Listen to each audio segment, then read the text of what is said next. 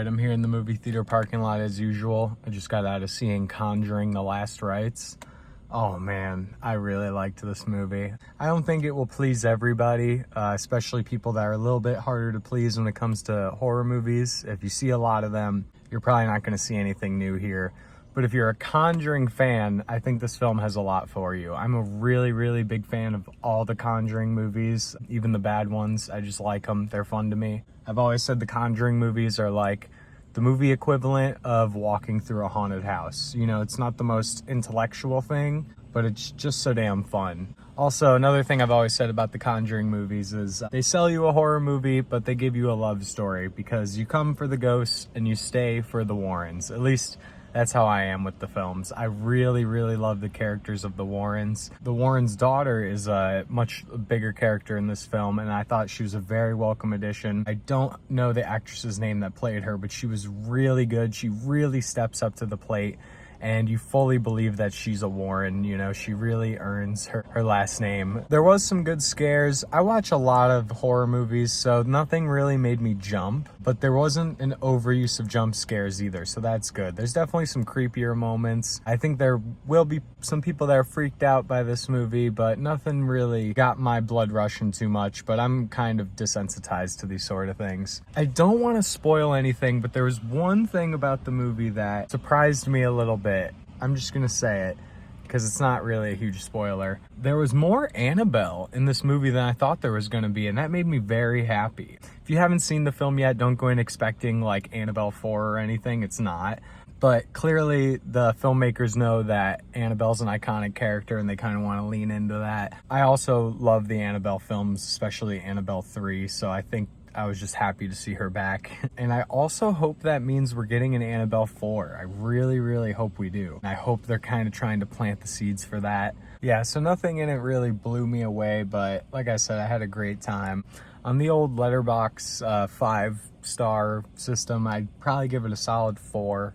But again, that was just my personal enjoyment of the film. Critically, I don't know if it's quite a 4-star movie, but just the enjoyment I got out of it personally, I'd give it 4 stars, being a very big Conjuring fan. There's more I could talk about in terms of spoilers, but I don't quite want to. Not that there's anything too crazy spoilery, it's just there's some fun stuff at the end for Conjuring fans, and I don't want to take the surprise away from anyone, I'll just say that. But stick around to the end, there's some fun stuff. I think you could probably still enjoy this movie even if you've never even seen a Conjuring movie. You won't get as much out of it, obviously, but you know, these are all kind of isolated stories. Directed by Michael Chaves, I'm not sure how you pronounce his name.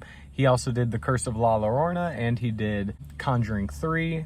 I think this film was an improvement over Conjuring 3. I liked Curse of La Llorona.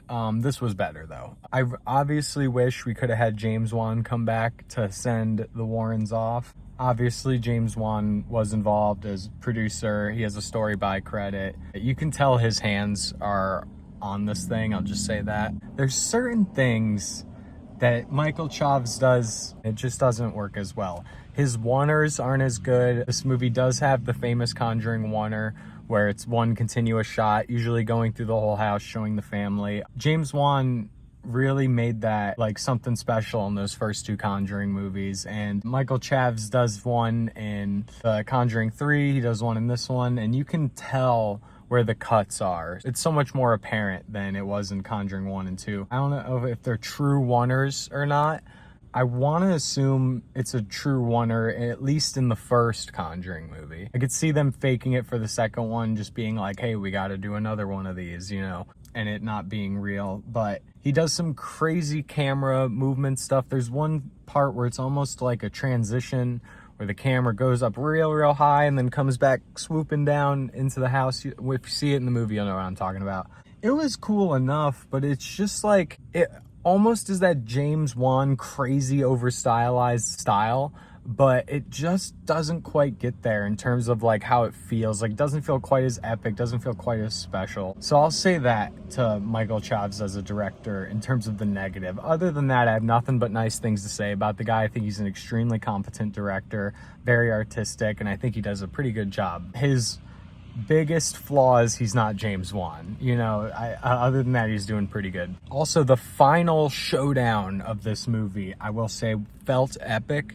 It felt like a superhero movie, and I mean that in the best possible way. It felt very Hollywood, but fun. Like, you just want to be in a movie theater, sucking down some popcorn, while this just epic display of good versus evil is happening, except instead of like Superman and Lex Luthor, it's the Warrens and a demon. Music is really good.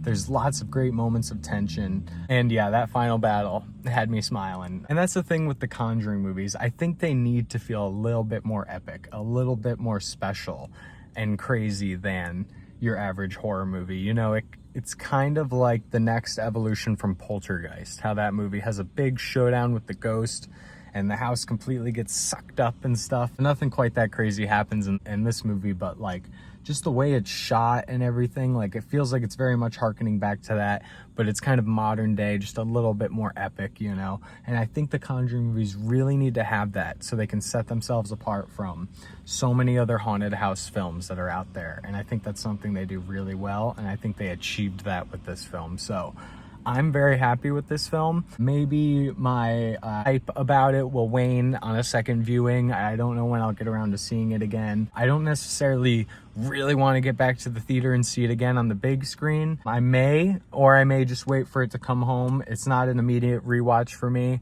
but I like it, and I'm fresh out of the theater, mind you, so I just really wanted to ramble about it. We'll see how the movie feels after it sits with me for a day or so, but fresh out of the theater, I thought it was a very good time at the movies, and definitely go check it out. But yeah, thanks for watching. See ya.